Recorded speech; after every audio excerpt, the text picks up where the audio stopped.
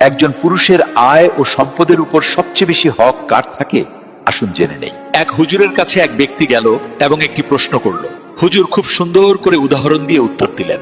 হুজুর বললেন, যদি একটা পুরুষের কাছে তার পরিবারের কাউকে খাওয়ানোর মতো মাত্র এক বেলার খাবার থাকে, আর সেই সময় তার ঘরে তার মাও ক্ষুধার্ত, তার বাবাও ক্ষুধার্ত, তার বোনও ক্ষুধার্ত, তার ভাইও ক্ষুধার্ত, তার মেয়েও ক্ষুধার্ত, তার ছেলে ক্ষুধার্ত এবং তার স্ত্রীও ক্ষুধার্ত, তখন ওই এক বেলার খাবারটা শুধুমাত্র তার স্ত্রীকে দেওয়া তার জন্য ওয়াজিব হবে, কারণ ওই খাবারের ওপর বাকি সবার চেয়ে স্ত্রীর হক বেশি। অর্থাৎ স্ত্রীর উপর খরচ করা স্বামীর জন্য সদকাও, ইবাদতও, আবার দায়িত্ব। কারণ স্ত্রী হলো এমন এক আত্মীয় যে আপনার রক্তের সম্পর্ক নয়, কিন্তু তার বিশ্বস্ততা দেখুন কত গভীর। মা, বাবা, ভাই বোন আপনার নিজের রক্ত, কিন্তু স্ত্রী হলো এমন এক সম্পর্ক যা আপনার ভাগ্যে বা নসিবের মাধ্যমে আপনি পান।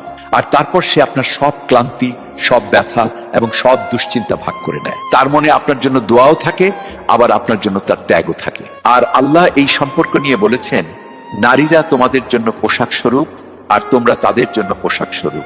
অর্থাৎ স্বামী ও স্ত্রী একে অপরের সাহারা, ইজ্জত এবং পর্দা।